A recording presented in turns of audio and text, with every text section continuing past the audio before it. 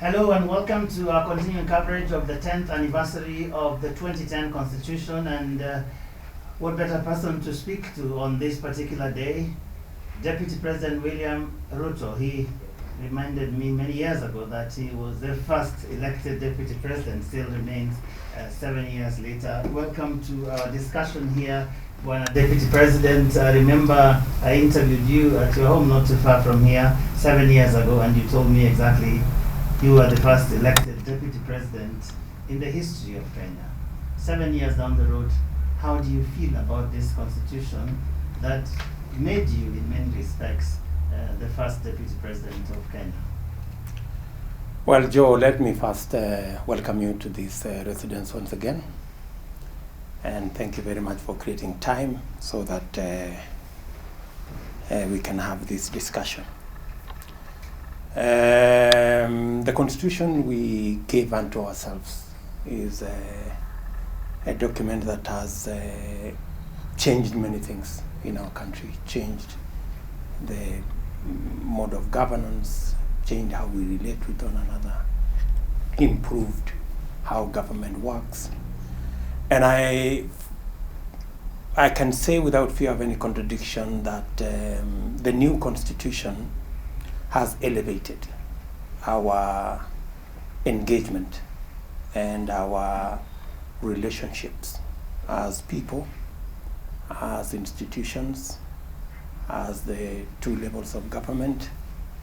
And as Deputy President, I think I can say, having served under the old constitution and the new constitution is way superior and better than what we had with our old constitution. Not so much because of that we couldn't have made it with the old constitution. The old constitution would still have done the job, but the new constitution has given us additional leverage. We now have 2 layers of government. There is a lot of belonging that I can see. It's difficult now for people to feel marginalized or excluded. And because for you as Deputy President, how different would it have been, you think, if you were the old Vice President? Just to conclude what I was saying is there are many people around Kenya today who feel government has come close to them, which is good. In my experience as Deputy President, let me say 3 things. One, it is different to be a Deputy President where you are not elected in a constituency, because you can dedicate your time and resources and thinking and energy in serving the whole nation. I have had more time than any other person elected in previous positions like mine to serve Kenya. I have been to many parts of Kenya because I am not tied down to a constituency. That's number 1. Number 2 is that as Deputy President, where I have no single ministry to run, I have also had the leverage to look at government from a broader perspective. That I have worked with many of the cabinet secretaries and principal secretaries and public officers, assisting the president to run government agenda, and it has worked very well.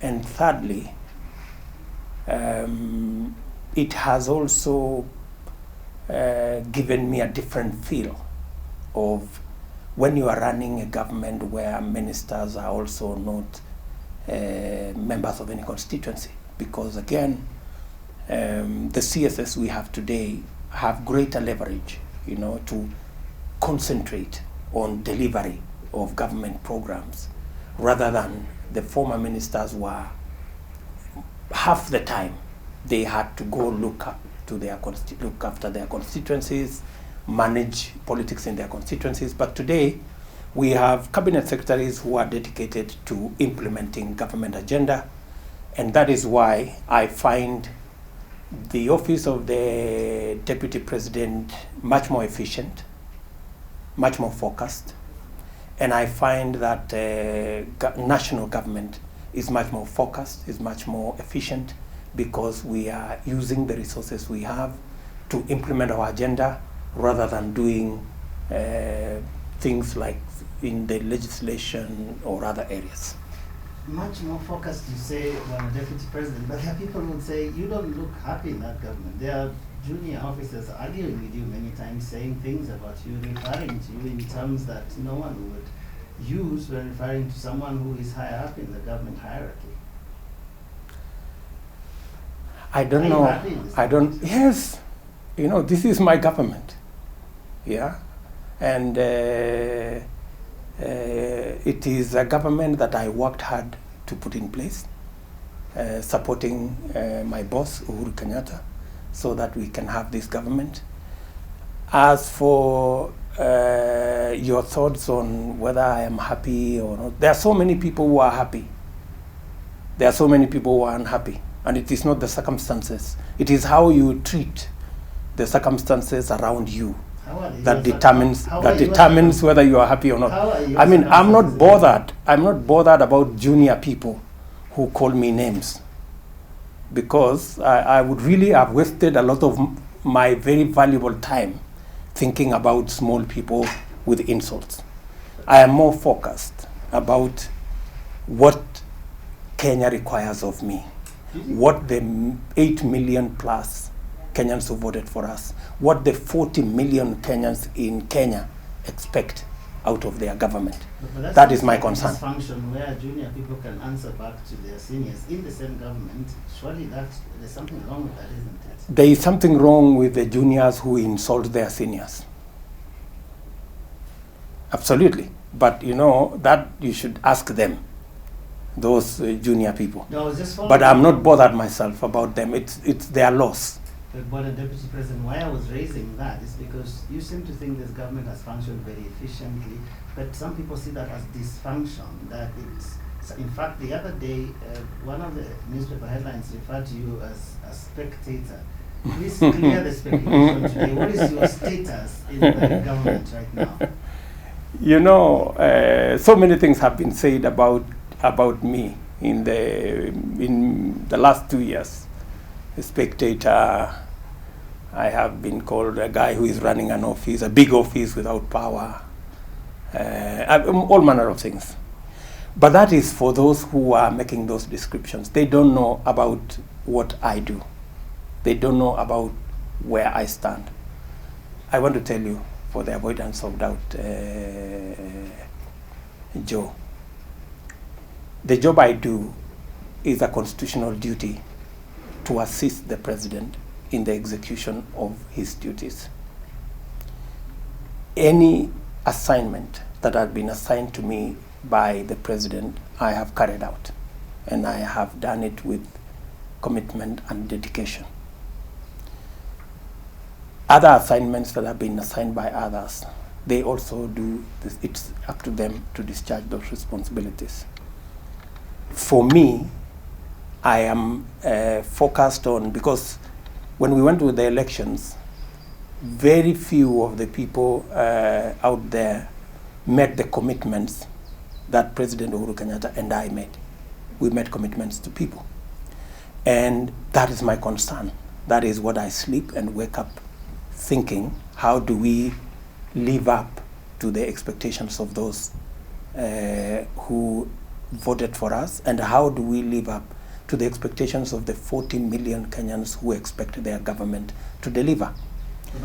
While I say that, I'm not saying that we don't have challenges. Yes, we do. We do have challenges of delivery. We have challenges, but you know, that's the case in any administration. You will have you have challenges here of relationships. You have challenges of style. You have challenges of how people want things done. And you have to manage that. It's part of the doing of the job. You know, we are, as I say, politics is different from a church service. A church service, when you say, let's rise up, everybody rises up. In politics, it's different. Take us through what has changed on a deputy president, because we were in this country when the two of you came to power. You seemed to have a very public camaraderie. People would see you sometimes even wearing the same shirts and ties. We don't see that anymore. Are you telling the country tonight that nothing has changed in that relationship from day one to today, 2020? Maybe the style could have changed. You know, maybe it's not always that you do things the same way. And it is the president who determines how things are done. When the president assigns you a responsibility, you discharge it. When he assigns that responsibility to somebody else, they do it. When he feels that things need to be done in a different way, that's what happens. And I'm happy with it, you know, because I would be concerned if there is any assignment that has been given to me as deputy president that I have not discharged. But I am sure if you look at the catalogue of the assignments that have been given to me, they are all ticked. Your supporters don't seem to be very happy. At least people we know who support you, even in both houses of parliament, we've seen them come out and say the deputy president is being mistreated, is being sidelined, is being ignored. We saw them even just a couple of days ago. Joe, I think before we go that far, we are discussing 10 years of the Constitution, right? And it is the Constitution that made you the deputy president in right. the manner. So I'm just trying to figure out how it is working 10 years later. There are, of course, because we are looking at the Constitution, if you ask me about what I think about the position of deputy president or indeed other deputies, especially deputy governors, because there is a lot of issues around those which some people have said maybe some people are idle, they're earning a salary and they're not doing any useful work. But I think that the framers of the Constitution left that space so that it is not rigid and it doesn't break, you know, so that whoever is, whether it's a governor or the president, knows they have somebody who can discharge some responsibilities for them and is given that position constitutionally. To what extent an individual uses that space, like for example, the space of deputy president, to what extent President Uhuru Kenyatta wants to use his deputy is up to his choice. It is his style, right?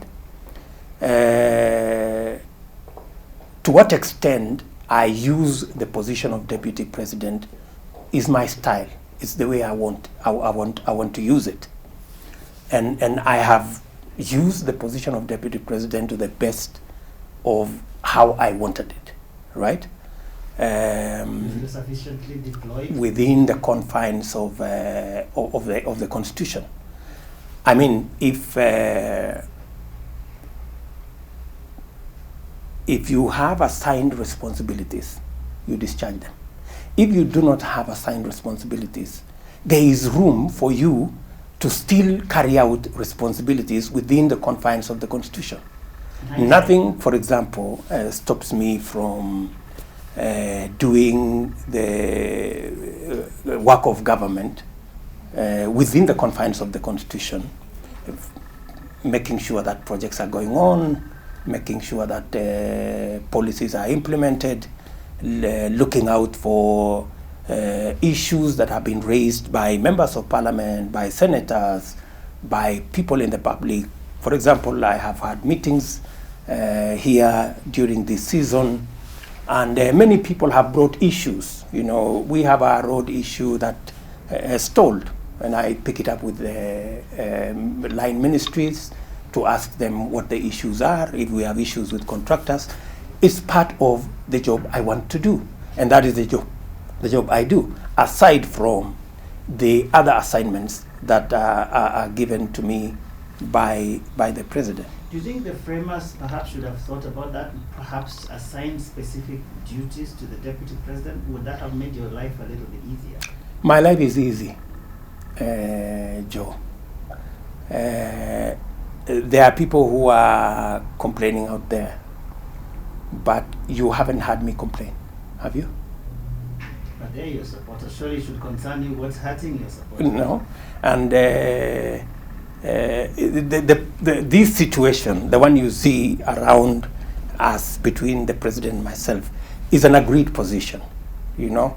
In our first term, we decided to do things in a different way. In our second term, the president chose to do things a different way. Which way is that? Which I respect. Which way you know? is that you agreed about? No, I'm just saying which I respect. What you see, you know, what you see. That I take a slightly backseat because we want to build the legacy of President Kenyatta. I think for the last several years, it was Uhuruto.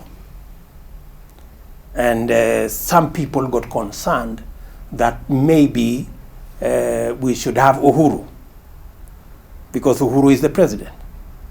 And therefore, for Uhuru to stand out as the president, maybe we should scale down the Ruto part of the Uhuruto, you know, so that Ruto can slightly take a back seat, you know, do less, so that we can project President Uhuru as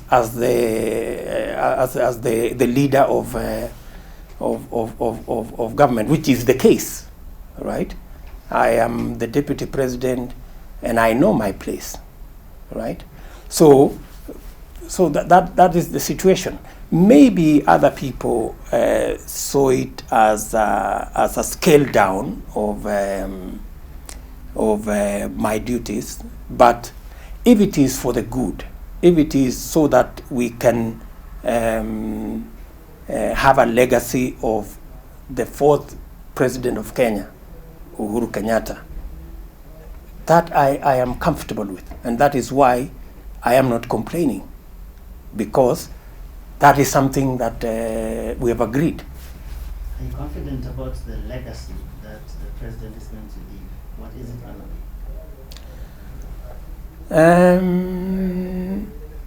be? We have a solid legacy as a Jubilee administration around infrastructure. What we have done in infrastructure is phenomenal. What we have done in electricity is phenomenal. What we have done about changing the paradigm on education is phenomenal. What we were supposed to do the second term would have actually built on what we achieved in the first term, and that was our housing project that was supposed to create between 2.5 and 4 million jobs. Our manufacturing program that was supposed to go all the way to value addition, agro-processing, manufacturing. Our universal health coverage that was supposed to get many people out of poverty, who are now spending an arm and a leg to try to manage their health budgets, and of course the whole area of food production. You say was supposed to. That sounds very. We have made progress, not as much as we would have wanted. Of course, several challenges have come in between. We've had to manage the handshake and manage the whole dynamic around the handshake. That took quite a bit of our time and energy and resources. We've also had to manage the pandemic that we have. That has again kind of slowed down what we intended to achieve. But to a great extent, we are focused. We want to deliver on our commitment. Going by our record, I think President Kenyatta has a solid legacy to leave behind as he retires in 2022. Thank you. I know you've spoken a lot about the handshake, and I will not dwell on that, but I just wanted to ask one question. How much of a disruption has it been? Because you seem to say it was one of the disruptions to the legacy idea that the two of you had. I think the handshake introduced a different dynamic, to the whole operation of government and management of issues, right? And of course, it brought a lot of politics with it. And a lot of politics has a way of charging the environment, creating a lot of negative energy. And that negative energy is what slows down, creates diversionary issues around what we were focused in achieving. Your boss seems quite happy about the handshake. I don't get the sense that he feels it's a distraction. Well, that's all fine, but I think you agree that we haven't driven as efficiently as we did in our first term. Great. There's one other issue that a lot of people had hoped the Constitution would sort out, which is the issue of corruption. And you have been speaking a lot lately about it, on especially the issue that is active and live, the KEMSA scandal. I remember about 2 nights ago, you had quite a number of tweets about it. How does that scandal make you feel? You seem to have very strong views about it. Corruption is a matter that President Uhuru Kenyatta and I, from the beginning, said we wanted to deal with corruption differently.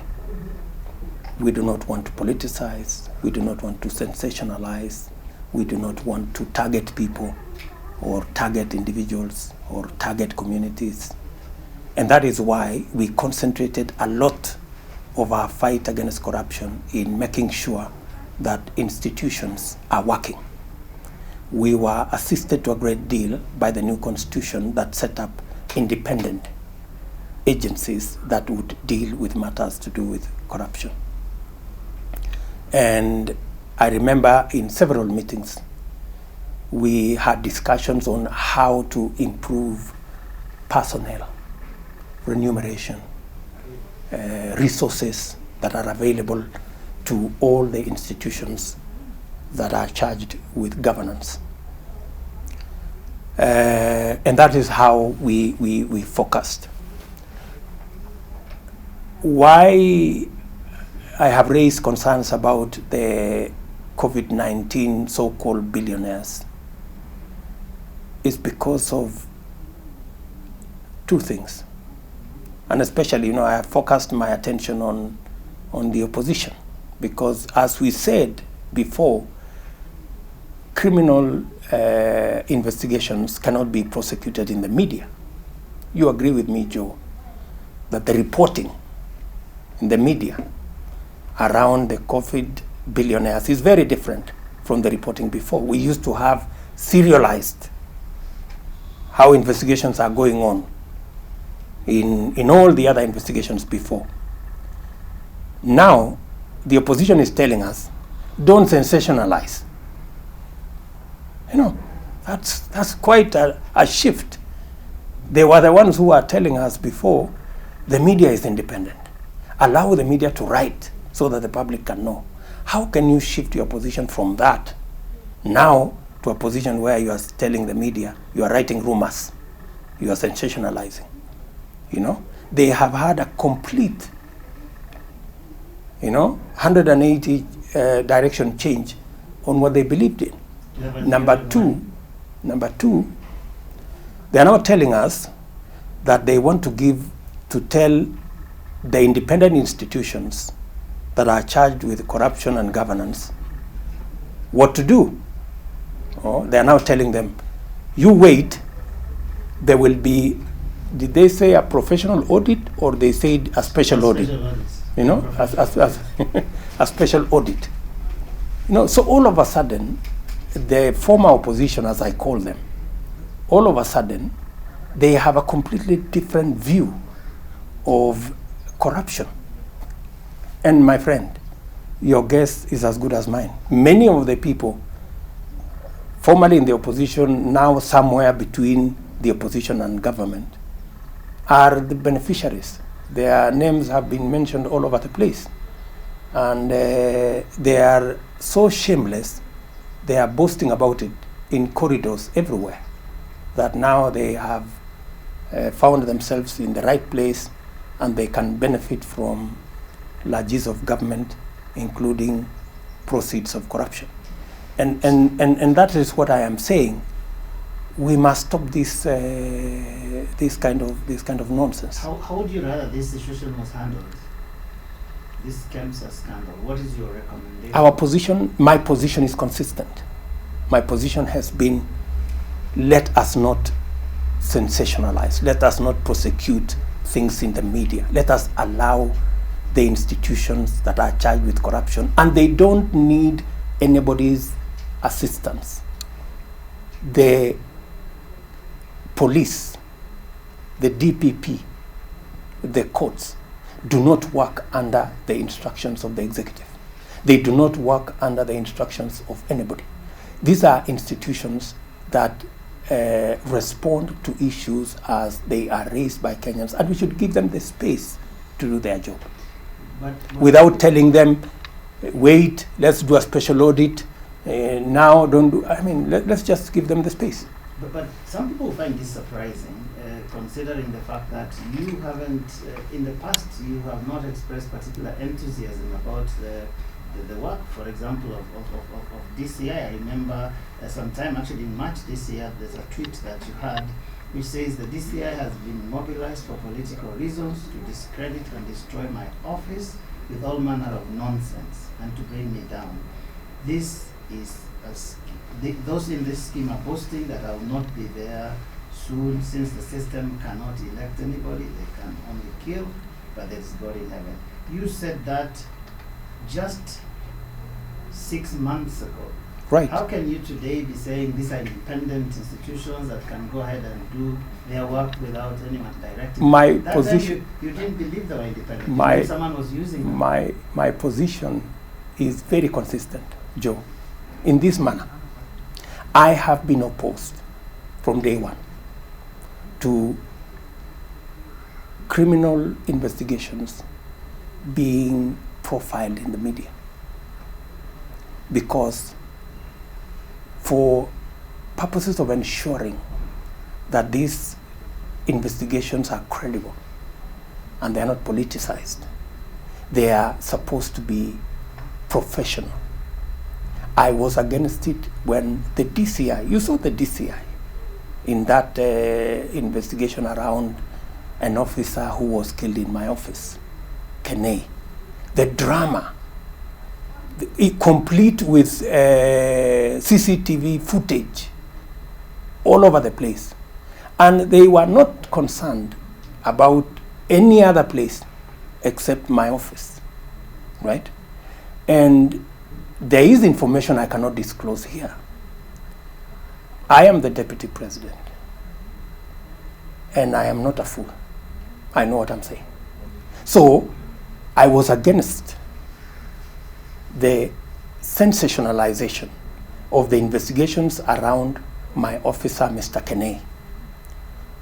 Surprisingly, ODM today have joined me to say there should be no sensationalization. Then they said I was interfering. I understand that. So I'm consistent. I'm not changing any position. But I have the deputy president here. Correct. I'm saying that is a drama they should take to KEMSA, because you didn't seem to have confidence in them, but now you're saying they're the only people who can get to the bottom of it. Exactly. No, I'm not saying that they should take the drama. What I was raising is I was surprised about the change of heart of ODM to do with the drama. They were happy with the drama around my office. They are unhappy today. Although there is no drama, they are unhappy that there is even a reporting of what's going on in KEMSA. Do you have confidence that so DCI that is why I am saying my position is consistent. I was against drama and many other things that I know.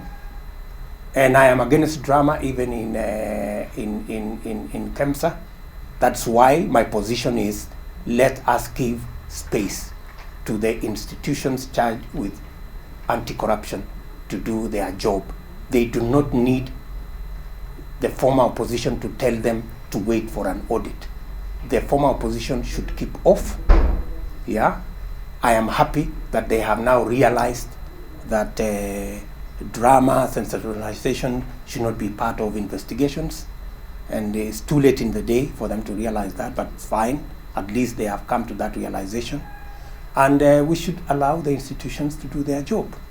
But your boss, the president, yesterday directed them, essentially gave them a 21-day ultimatum to get to the bottom of this. You don't think that's directing them, telling them independent institutions what to do? Are you comfortable with that? I think that's a question you should direct to the president when you find him. I'm asking you whether you're comfortable. No, I'm not the president. Well, you're not the opposition either. No, I am not. I'm not the Now, president.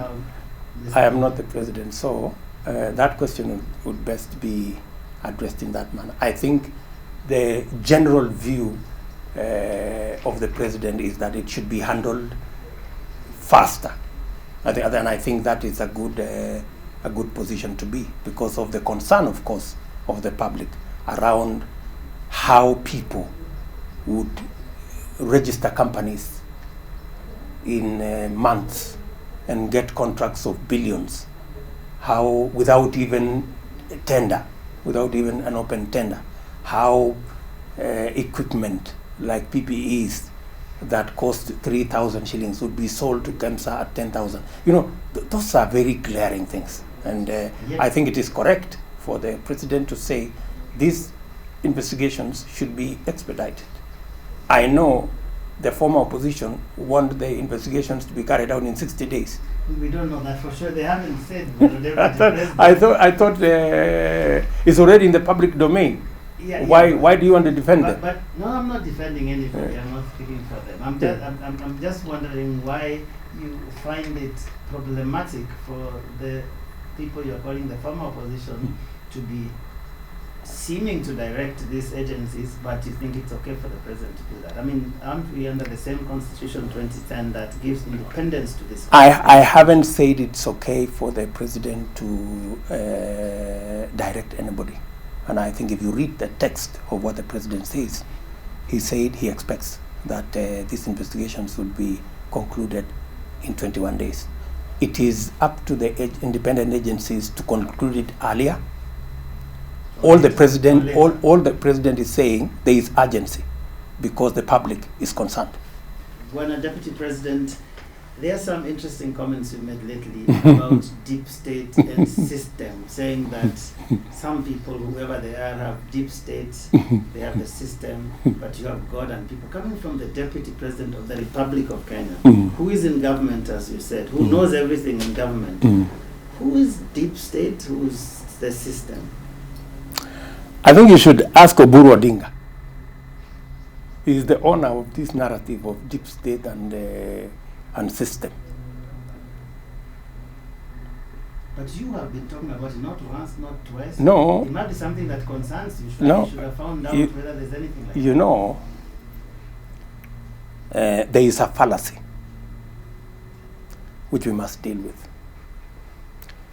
There is a narrative that is being weaved together that elections are not won, they are stolen, according to some people who cannot live with the reality that it's possible to lose an election. And to explain why they lost the election is to create a bogeyman called deep state and system. And you have heard them, talk about, we won the elections, but because we didn't have the system, we didn't have the deep state, our election was stolen. Let me tell you, Joe, We won the elections in 2013 fair and square. President Uhuru Kenyatta won the elections again in 2017 fair and square.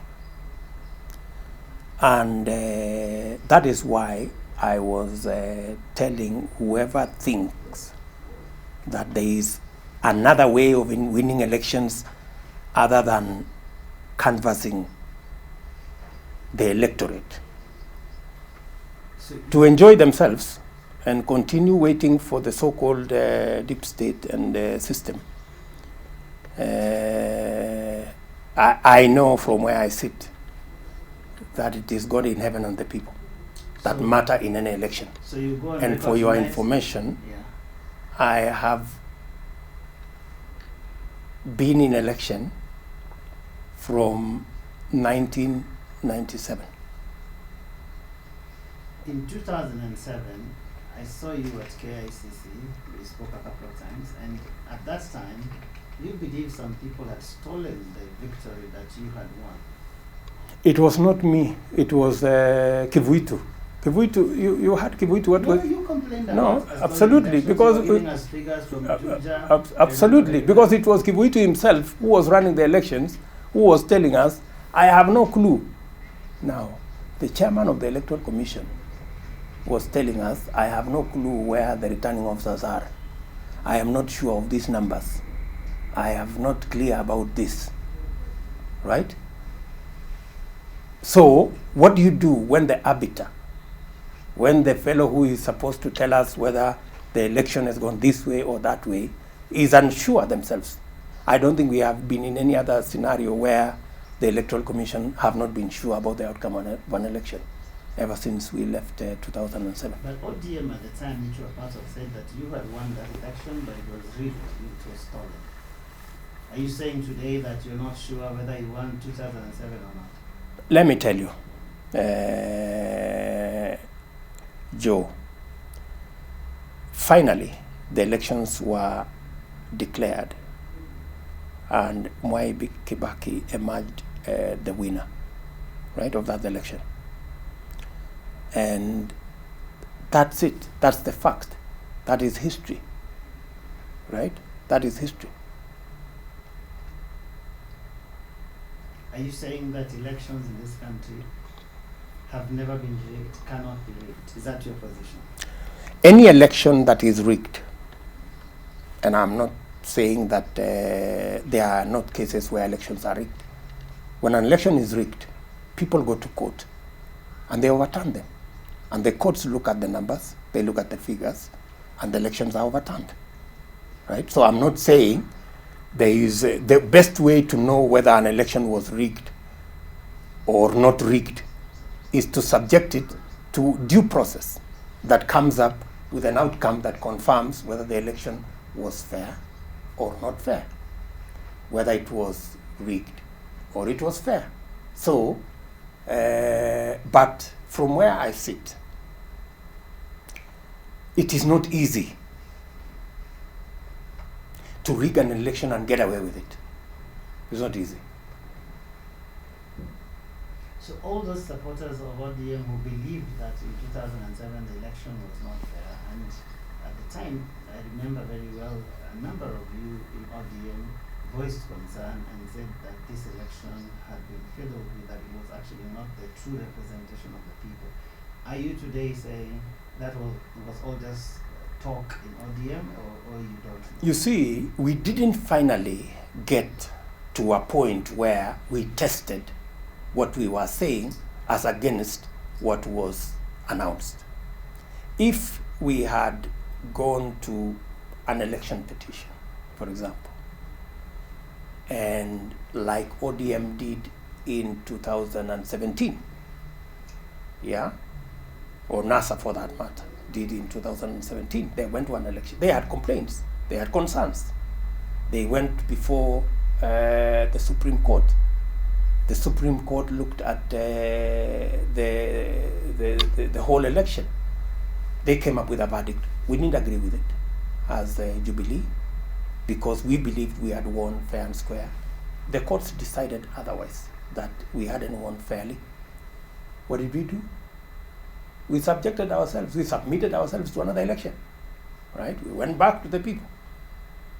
And that is what should be the case. And while on that point, Joe, there is the issue where we are even battling now with, there are several issues that are being put on the table. Some of it being projected against the elections before, that we have not had elections that are credible, and that is why we need to change the constitution. That's why we need to engage in the process of BBI. We've had many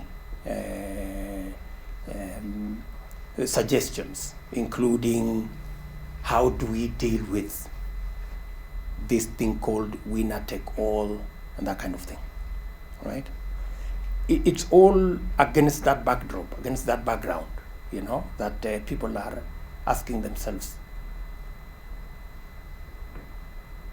are elections rigged? Do we have credible elections? And I have my thoughts around it, if you allow me. First, when we say winner take all, what are we saying? Because the ultimate of a competition is that there will be a winner and a loser, right? That's a democracy. There will be a winner and a loser. The process must make it possible for us to arrive at that outcome credibly, right? Credibly.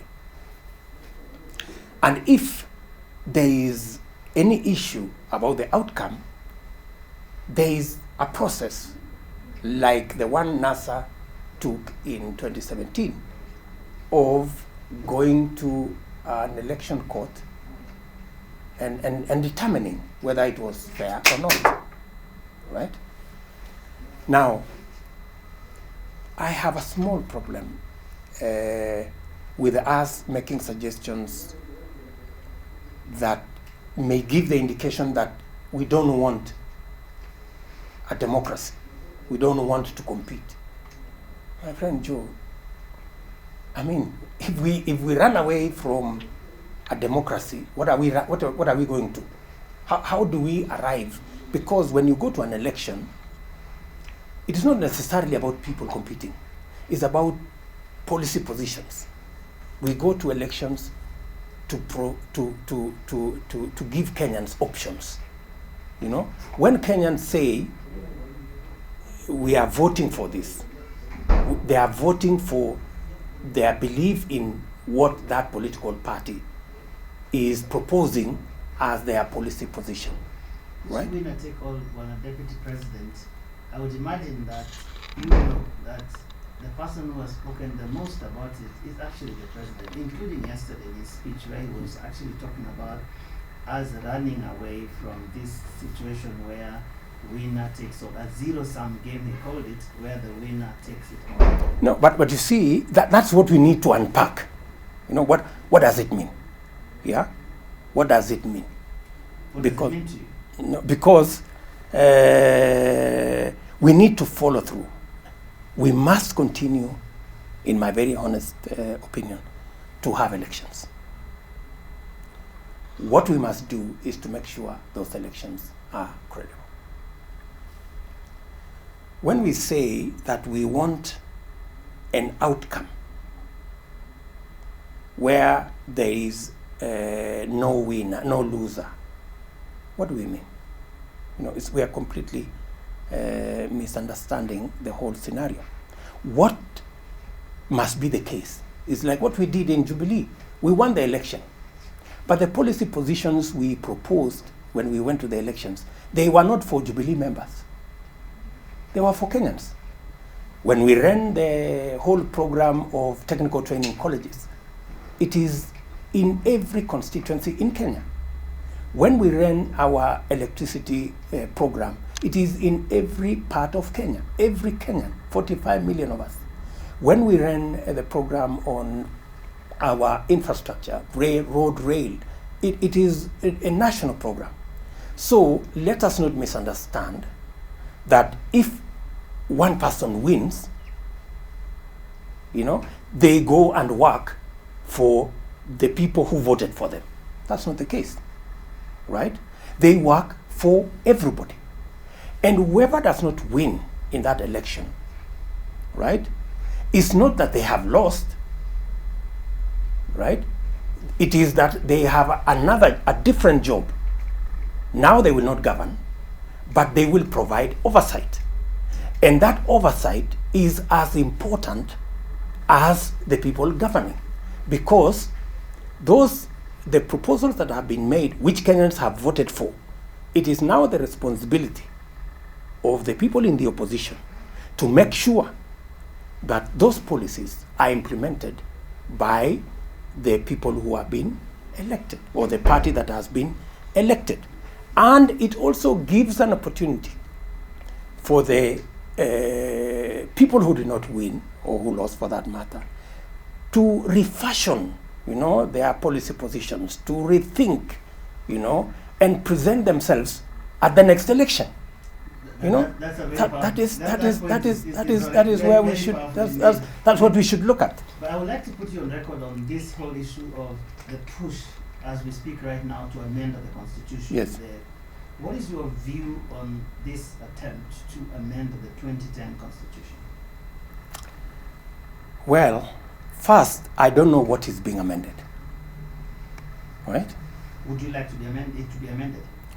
But you must know first what is being amended it's not before. Like there are some people out there coming to amend it. It's Kenyans like you. Would you like it to see it amended? That is a fair question. Joe, that's not a very fair question. No, you're putting the cart before the horse. I mean, what are the issues? What are we trying to deal with? To the best of my knowledge, this whole push is being pushed by leaders. It's not being pushed by the public, by the people. The people at this moment in time, and I engage with many of them, the people are concerned about their jobs. They have lost jobs. They have lost livelihoods. They are concerned about their children. They are concerned about what they will eat. At this point in time, they are concerned about this corona. Where is it going to end? There seems to be no end in sight. That is their concern. That's the concern of many people. And I would wish that those of us who are in leadership can plug into that conversation where Kenyans are thinking about their livelihoods. Unfortunately, many of us are concerned more about how we are going to rearrange the Constitution so that we can, create some positions. This thing about changing the Constitution is very weird. We went to Bomas. The first draft was brought to us, and everybody said, fine, if this is the document, we have absolutely no problem with it, because largely it presented issues that were to be implemented, administrative issues, policy issues, and not much, right? And we all agreed. But then, I don't know who complained, because I have never heard anybody who complained about the document. But somehow, the document was taken back. And now we are waiting. So we don't know whether it will come the way it was, or whether it is. Do you have a clue of what could be in this thing? I think the president does, because yesterday he actually said this is the time to amend the constitution. Yes. He spent a good part of his speech yesterday speaking about the need to amend the constitution. So I'm finding it very strange that There is nothing strange. You see, I'm finding it very the strange that where you sit, Mm. you actually think it is not a priority, that the priority is delivery of services to the people and all of these things. You are in the same party with the president. You ran on the same platform. I would imagine that your policy priorities would be the same at this point. It clearly is not. because are the you pres- aware, Joe, that the only political party who did not have a position in the BBI is Jubilee? Are you aware that there was no position that was presented to BBI that came from Jubilee as a party? Because it is not a matter we discussed in the party, right? And I am not saying what you're saying. What I'm saying is maybe, just maybe, when this document is finally unveiled, it will have some things that would actually persuade us that it is a priority at the moment, and then maybe we can persuade the people that yes, your priority could be food, could be your job, could be your business, could be your child going to school, but we have another priority here, you know. And you know, the Constitution is a social contract. It is between the governed and the governors, right? So it's not something for us to decide as government, right? So it is. But you understand my dilemma. It is something that has to be worked out, right? Between Kenyans, you know, between Kenyans. It's not a government position that we are taking a position as government. So you're saying, Dr. Ruto, that the things that the president has been saying, neither Jubilee position nor government position, those are his personal views as Uhuru Kenyatta. Well, I don't know about that, but the best of my knowledge, we have never had a meeting as Jubilee to discuss, right, about our position in changing the constitution. And I have my thoughts as William Ruto, because I am deputy president, right? But I'm also a Kenyan called William Ruto. And when you are discussing the constitution, I have to discuss it if we have agreed at the government level. If we don't have a position at party level, then I have to give you my views, right? And my position is the following. My position is, if we have to deal with the problem of people after every election being incited to fight, right? There is nothing you can do in the Constitution to deal with that. You know, it is just the mannerisms of the people participating in the election. Yeah? So, those of us who are participating in elections, we must be Democrats. If you don't win an election, respect the outcome, right? The problem we have, the violence, the conflict that is created every election is because of people who do not accept the outcome of elections. It is not the carrying out of elections. It is not the voting by Kenyans. It is when you don't accept the outcome of an election, then we have a problem, right? And that is when people are driven into conflict and violence. And that's something we should avoid. Secondly, I have had a proposal that maybe the way to deal with conflict around elections is to create 5 or 6 other positions to accommodate the political players. I have a very serious problem with that. Very serious problem with that. For two reasons. When you go to an election, you will have formations, like we have Jubilee and we have NASA. Even if you have 5 positions or 6 positions, if NASA wins, for arguments, they will share all the 5 positions. If Jubilee wins, then we share all the 5 positions. So there will be a side, right? There will be a side that must form the opposition for purposes of accountability. And we must not demonize the opposition. The opposition have a constitutional responsibility to carry out.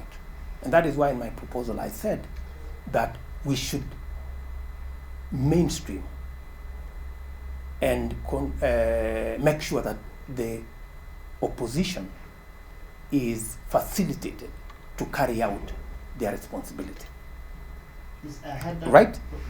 So that's where we are. I don't think, my friend Joe, I don't think you can cure the problem of ethnicity in Kenya by creating 3-4 positions. In fact, the question I ask myself, okay, assuming you create 5-6 positions and it is shared between the 4-5 big tribes, what happens to 37 other communities in Kenya? What happens to them?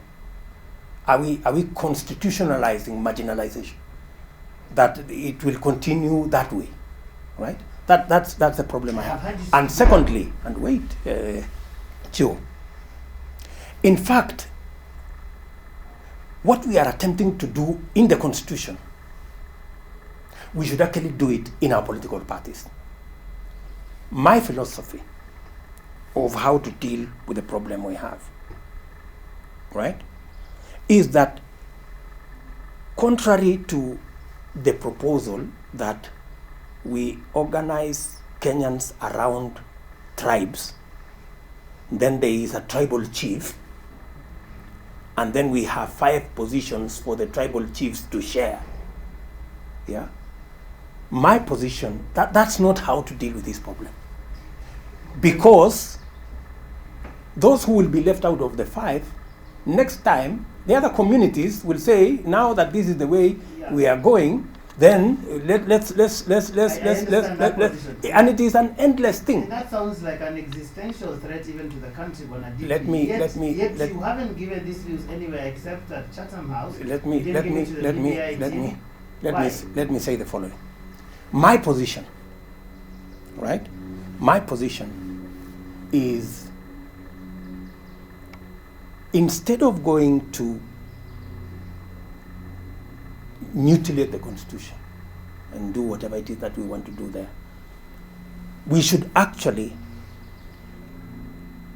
as opposed to having tribal chiefs sharing positions, we should nationalize our political parties.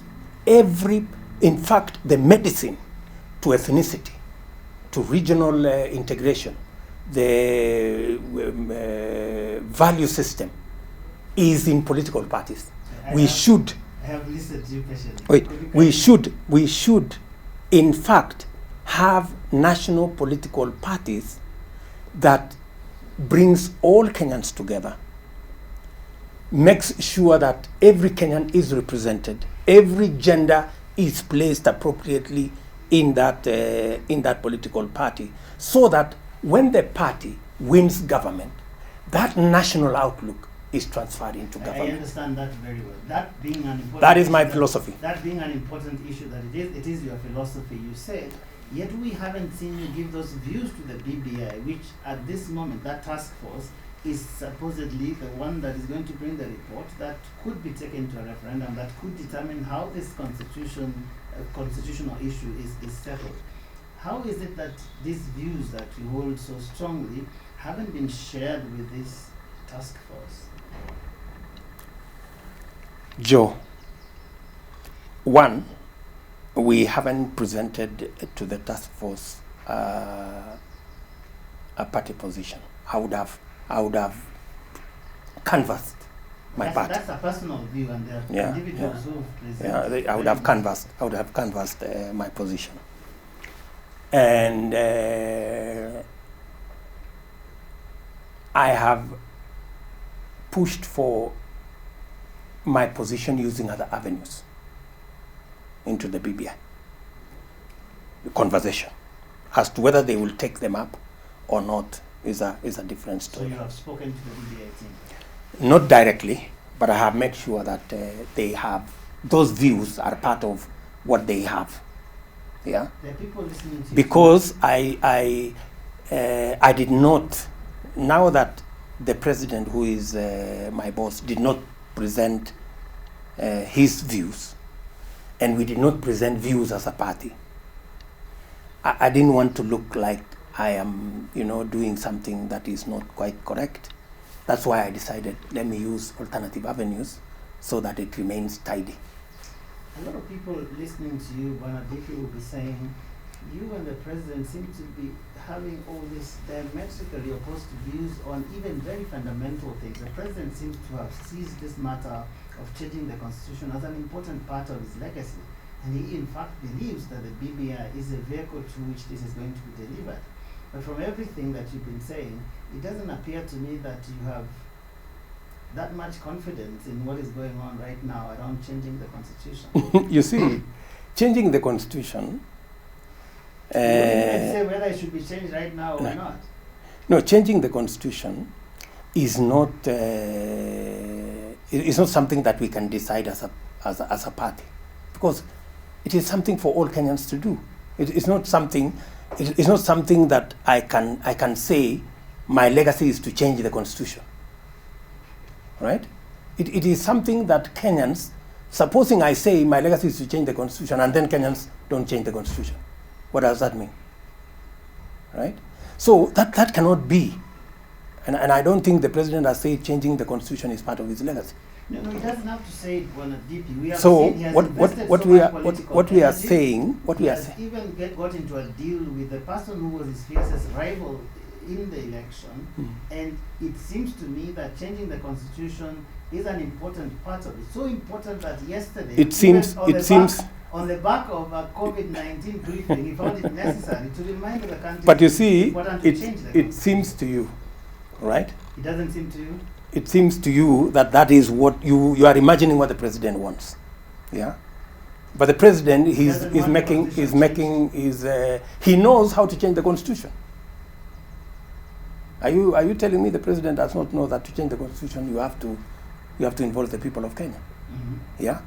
And for your information, what I am saying does not mean that the constitution will not be changed. Those are my views.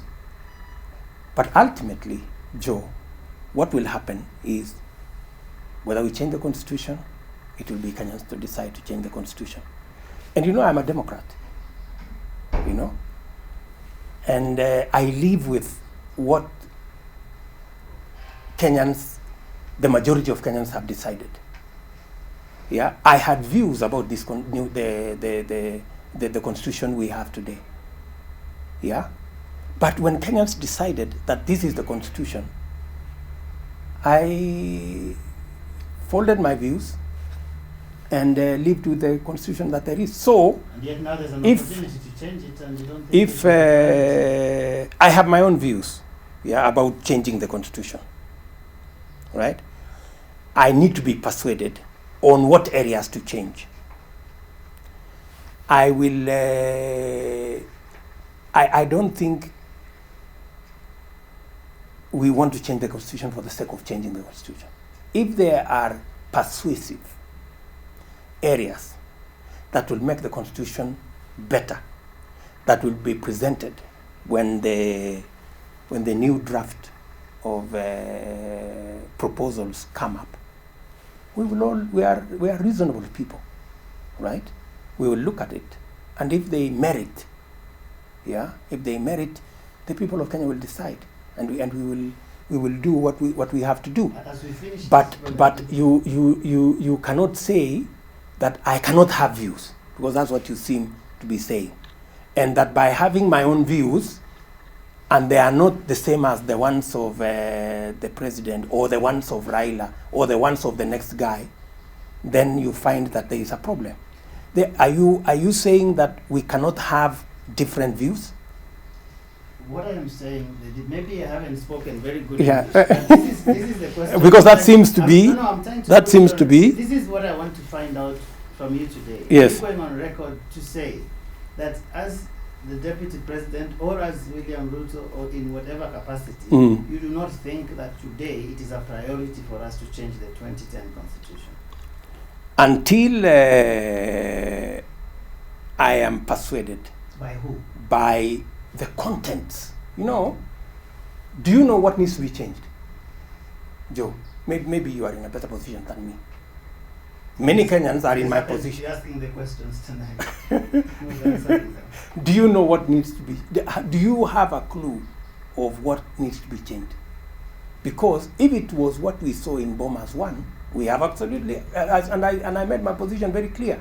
We have absolutely no problem. So as it is now, you don't see a reason to change it? I don't have a basis because I don't have a document and I don't have a position. When you look, it's not like the document, it's not like the positions are coming from another country. I'm saying, when you look at the 2010 constitution, which I'm sure you have read as Yes. the deputy president, do you find anything there that is pressing enough to be changed in 2020 as we speak?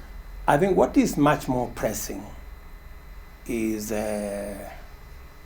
something like the gender rule that we have not implemented.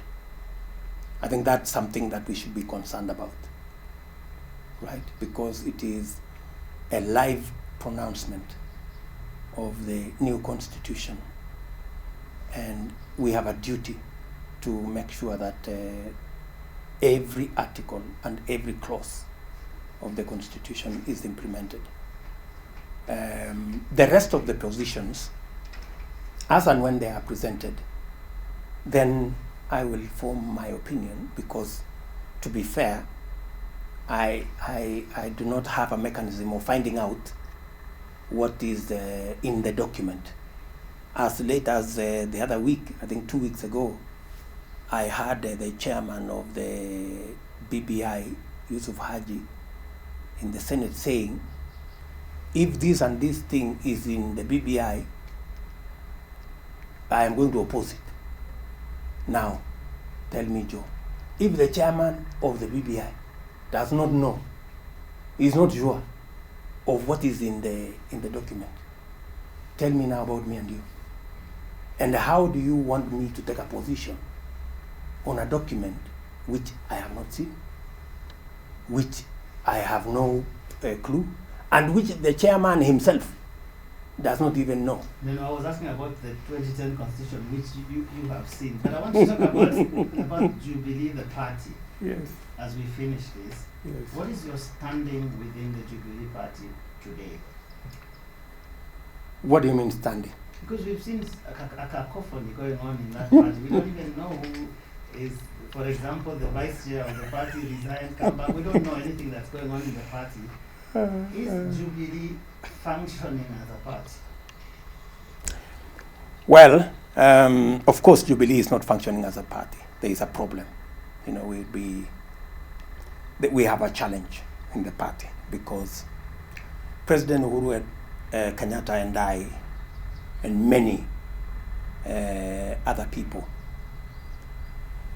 worked tirelessly to put together a national political party. We folded about 10 or 12 political parties to form Jubilee. I went out of my way. I was running a party with 75 members of parliament called URP.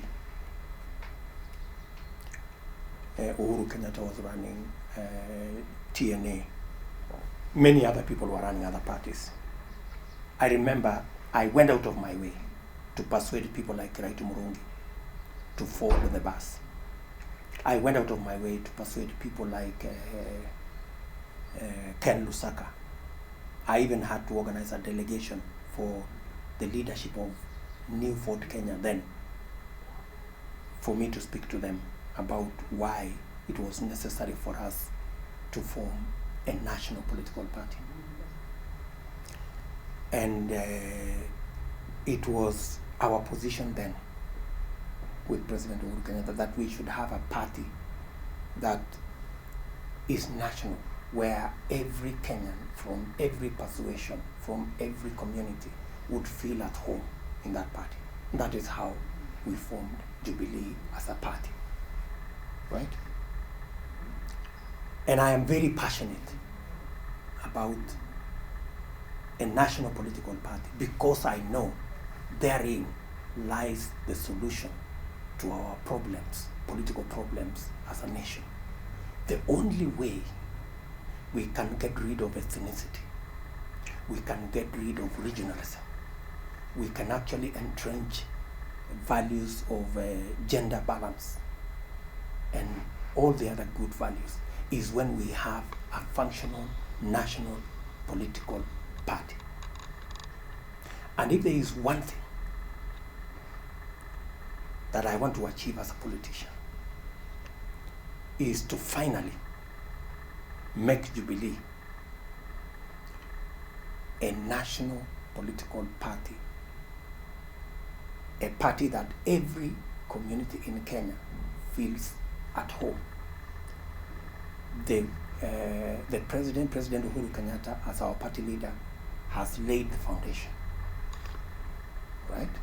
And today, out of 41 counties, we have elected either MCA, Member of Parliament, Senator, Governor, in 41. It's only in 6 counties that we didn't find somebody elected in the last general election, right? Unfortunately, and this is tragic, you know, the party has been hijacked by busybodies and conmen, you know, and brokers like Murathe and company. Yeah, people who have no clue where why the philosophy behind Jubilee. They were nowhere. Yeah, we appointed them into those positions as a caretaker, waiting for us to have elections so that we can have elected officials in the party.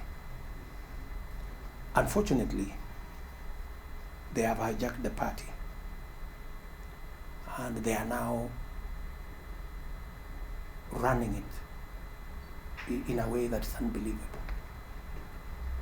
They are running it through fiat. You know, you take this position or you get out of the party. This is the party position. You ask them, when did the party meet? You know, they have changed. Their word has become the party position. Have you consulted the party leader? Have you consulted the deputy party leader? Now, that is the challenge we have in Jubilee. Why would that be a challenge, Dr. Ruto, considering that you and the president, as you say, worked very hard to build this party? He is the president. That's a very powerful position, even in the country. You are the deputy president. You're speaking almost as if you do not have any control whatsoever. Have you lost control of the party? Admittedly, there is a problem in the party. You can see, you know, quite clearly. Is the why I'm trying to find out? Like, and how can they overwhelm you know, the two of you? the same, and I have told them, the same virus that infected Kanu and finally killed it, the virus of people with a different opinion being kicked out of the party or of positions, has now come to Jubilee, unfortunately.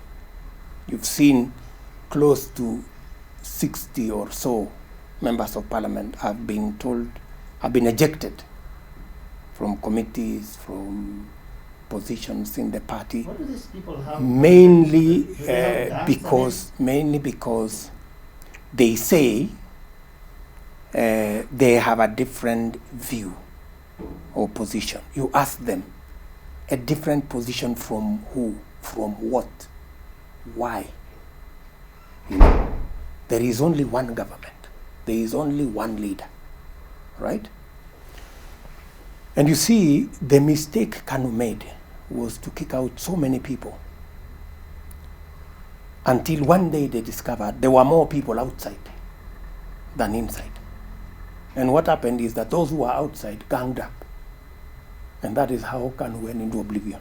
What you're saying may well be very true. This is just the one thing I'm sure the millions of supporters of Jubilee across Kenya tonight will be asking themselves. Yes. If the deputy president, who is the deputy party leader of this party, Mm. is speaking as if there are some people within the party that are more powerful than him, that have taken over the party in government and doing whatsoever they wish with the party, and he seemingly cannot do anything about it. That is mind-boggling. It is mind-boggling, Joe.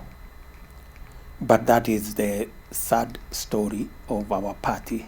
We have been unable to have any serious party meeting, yeah, to discuss anything, any policy positions, or to discuss what should happen. And the position is really unfortunate. You've just said that there are public officials who insult me and call me names, right? The same ones now in Jubilee, they've gone public to say, we are not going to give Ruto the ticket, even if he wins in 2022. They have gone public to say, we can even choose not to field a candidate in 2022. We will try and sort this out as a party, I promise you. How? We will, of course, President Uhuru Kenyatta and I as leader and party leader and deputy will have to find a way of sorting out these brokers. The elephant in the room, Dr. Ruto, which you are not dealing with, in my view, is and see how we can bring back the party to that party where we believed that it should be a party that we will leave behind, a party that would be a national political movement, that every community will belong, and we will all work within and take it forward. Let me tell you, if anything were to happen to Jubilee, the biggest losers will be President Uhuru Kenyatta and myself, because we have invested a lot of time and energy trying to put it together. The president, he is the leader of this party. Does he share your concern? Surely he can't be powerless and helpless in the face of these brokers and conmen, as you call them. Well, I guess we will overcome. It will come to a point when we will see what we have to do with our party. But the current management of the party, using people who have been elected by nobody, is really putting a strain on how we manage the affairs of the party. Why don't you resign and just start something else that you, William Ruto, will be in full control of? Because you don't seem to be in full control of Jubilee. Where does the resign come from? Because if you're within and there are people who have taken over a party, you sound very disappointed that the party worked so hard to put together is going the wrong way, and you're almost throwing your hands in the air and saying, there's nothing I can do about it. Those people are doing whatever they want. I haven't thrown Supposing you had your own party where you can do whatever I haven't you thrown. please. I haven't thrown my hands in the air. I still believe there is a chance and there is a possibility for us to sort out issues in Jubilee. because the kind of investment we've put in there, it will be tragic if we were to lose Jubilee. It would be tragic. The kind of emotional, investment in terms of our emotions, millions of people's aspirations, many people hopes.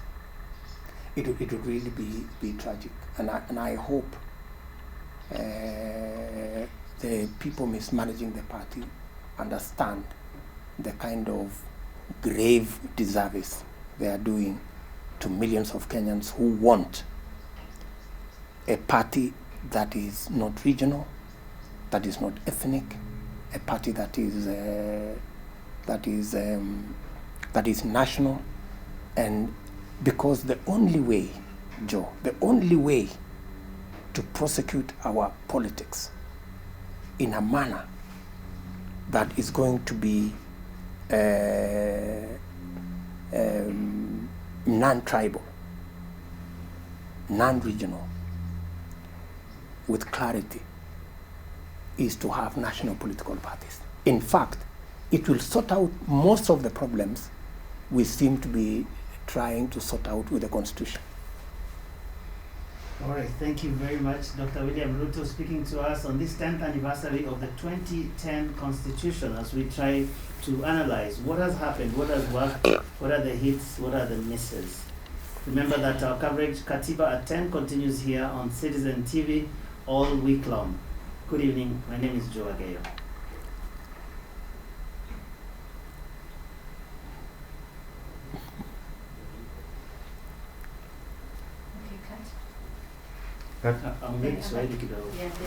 Kiswahili gani sasa mnataka niongee Kiswahili niseme nini?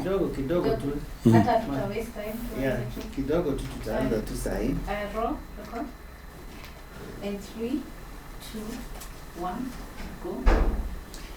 Na asante sana naibu wa rais, kwa wakati huu ambapo tunaadhimisha miaka 10 tangu tupate katiba mpya. Wakati ulikuwa unaleta katiba mpya, lakini nafikiri sasa hivi labda imezeeka. Imezeeka kiasi kwamba wanataka kuibadilisha. Sijui wewe maoni yako vipi kuhusiana na shinikizo hizi za kujaribu kubadilisha katiba 2010?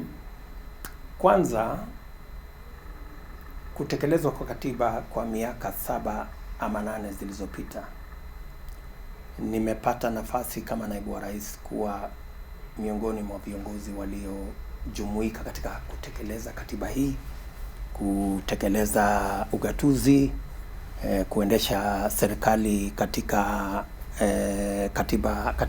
awamu ya katiba mpya, na imekuwa ni furaha kubwa kwangu kwamba nimebahatika kuwa mmoja wa viongozi waliosaidiana na Mheshimiwa Rais kutekeleza katiba hii. Na katiba hii nikilinganisha na katiba ya zamani iko na mambo mazuri kiasi. Na nimesema hapo kwamba namba moja ni kwamba wadhifa wa naibu wa rais sasa hauhitaji kuwa mbunge wa sehemu yoyote.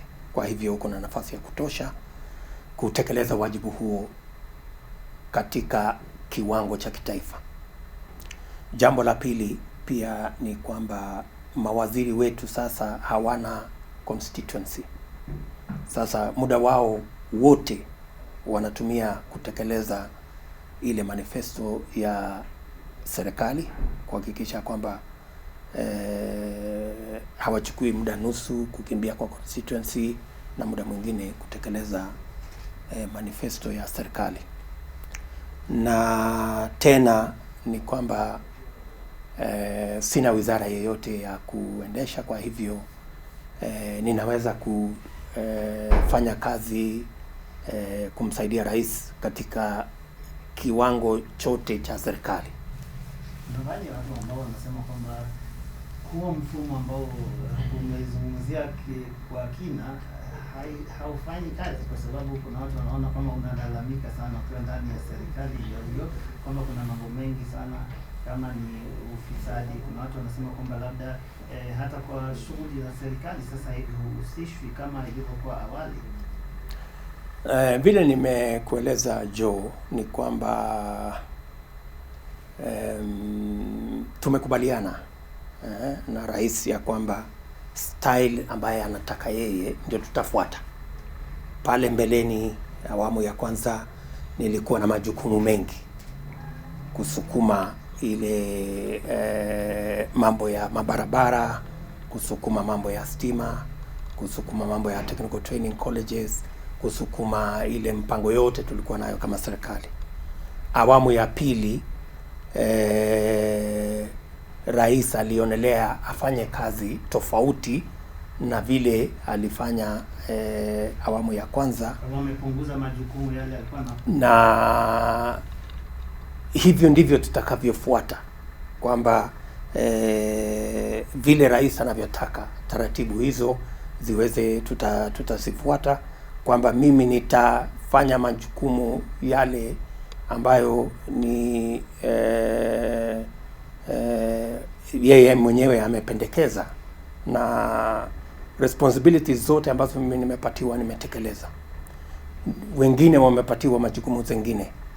Nia yetu ni moja, kuhakikisha ya kwamba azma na legacy ya chama chetu cha Jubilee na rais wetu Uhuru Kenyatta inatekelezwa. Nizungumzie swala la chama chenu cha Jubilee, kwa sababu kuna watu wanasema kuna hali ya taharuki ndani ya chama. Kuna watu wanazungumza kila upande, kiasi kwamba kuna watu ambao ni maafisa wa chama, lakini jinsi wanapokuzungumzia wewe kama naibu wa kiongozi wa chama si kawaida. Ni kitu gani hasa kinaendelea ndani ya chama chenu cha Jubilee? Chama cha Jubilee tuliweka investment kubwa sana na Mheshimiwa Uhuru Kenyatta kama rais na kiongozi wetu wa chama. Tuliziweka pamoja vyama karibu 10 ama 12 hivi kutengeneza chama ya Jubilee, kwa sababu tulitaka sana tuwe na chama ya kitaifa. Mahali wa Kenya kutoka kila pembe ya Kenya, kutoka kila sehemu ya Kenya wanajumuika kule ndani, na tulifaulu mahali pakubwa.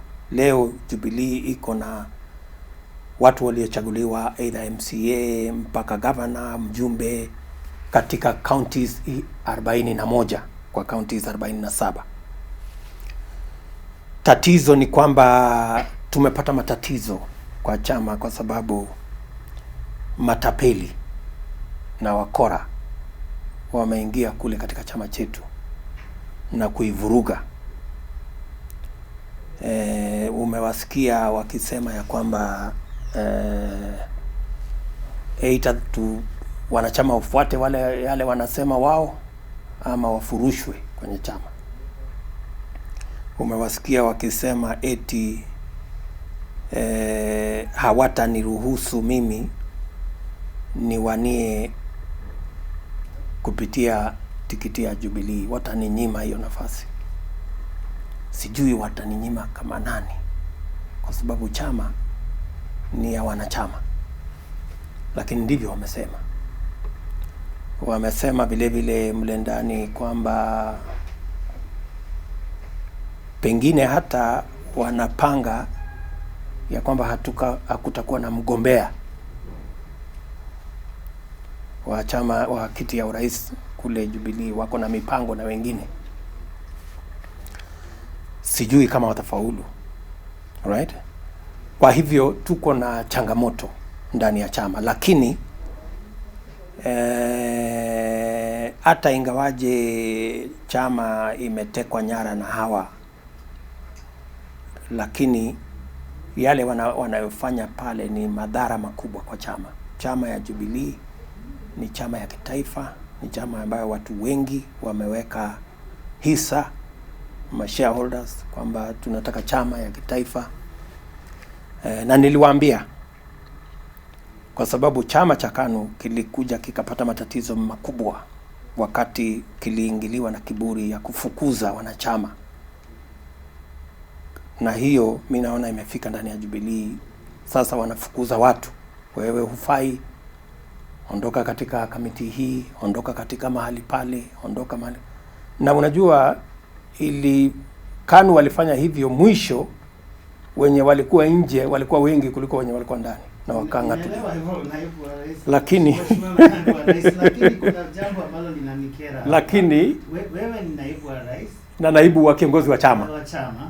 Rais Uhuru Kenyatta ni kiongozi wa Jubilee pia, na yeye ni rais wa Kenya. Yes. Kwa hivyo itakuwaje kuna watu ambao wameingia mle ndani kwa Kuvuruga. Jubilee wanakivuruga chama, ilhali wewe pamoja na Mheshimiwa rais hamna mamlaka yote? Mimi niko na imani matatizo tulionayo katika ndani ya chama ya Jubilee ni ya muda, na tutaweza kuyatatua matatizo haya na tukaweza kuelekeza chama mahali ambapo tulipenda iwe, mahali ambapo chama inakuwa ya demokrasia, kila mtu anasikizwa, maoni tofauti yanasikizwa, na tuhakikishe ya kwamba chama chetu kinasimamia malengo yale tulikuwa nayo pale mbeleni. Naamini ya kwamba tutarudi pale. Okay, mwisho kabisa, vipi mipango yako ya mwaka 2022? Kwa sababu kuna watu wamesema labda ujiondoe tu pale, kwa sababu kama huna mamlaka, rais hana mamlaka, basi itakuwaje ndani ya Jubilee? Hiyo itakuwa ni kama kukimbia matatizo yale. Changamoto tulizo nazo, badala ya kuzitoroka, tutazitatua. Kama kuna shida, sisi ndio viongozi, tutatafuta namna ya kuzitatua. Kuweko kwa matatizo na changamoto ni kazi ya viongozi kuzitatua, sio kuzikwepa. Kwa hivyo tutazitatua. Na ikishindikana, kuna options nyingi katika siasa. Wakati kwa mfano Mheshimiwa Rais aliona chama cha KANU hakifai ama kilikuwa na matatizo mengi, aliunda chama ya TNA. Wakati hata na mimi niliona kwamba chama cha ODM kilikuwa kimeingiwa na udikteta na hawakuweza accommodate wengine wetu, tuliamua kivingine. So mimi ninaamini ya kwamba hatujafika mahali ambapo tutaketi chini na kuamua kivingine. Bado tuko na nafasi kubwa ya kutatua matatizo ya chama ya Jubilee. You said something so important that needs to have it in both languages about the future of Jubilee. Because you are saying you are going to try, you sound rather powerless, the president either unwilling or unable to resolve what's going on in Jubilee. You have painted a rather desperate picture here about your party Jubilee. No, it's not desperate, it's just a realistic figure, a realistic situation. Yeah, so, but in a sense, it looks like a gloomy picture you're painting about your party. You're the deputy leader of that party, you have a leader of the party, and you're saying you're going to try and resolve these things. Hopefully you will, but what happens if you don't manage? You see,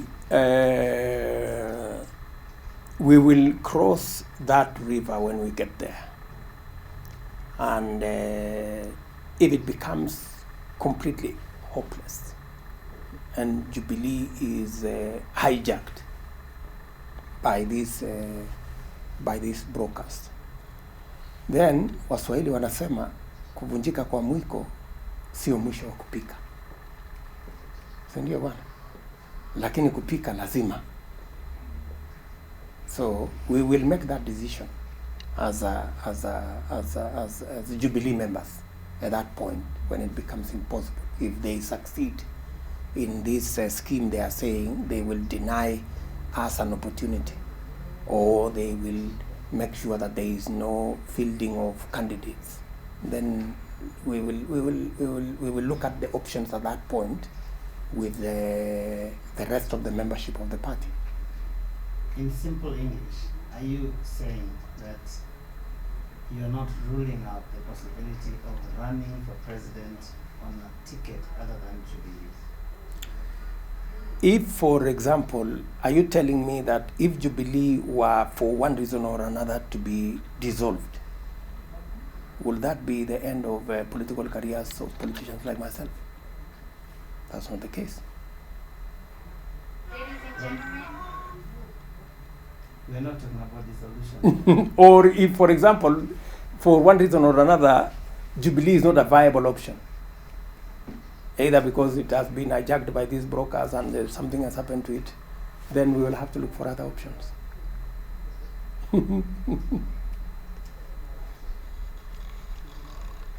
Thank you.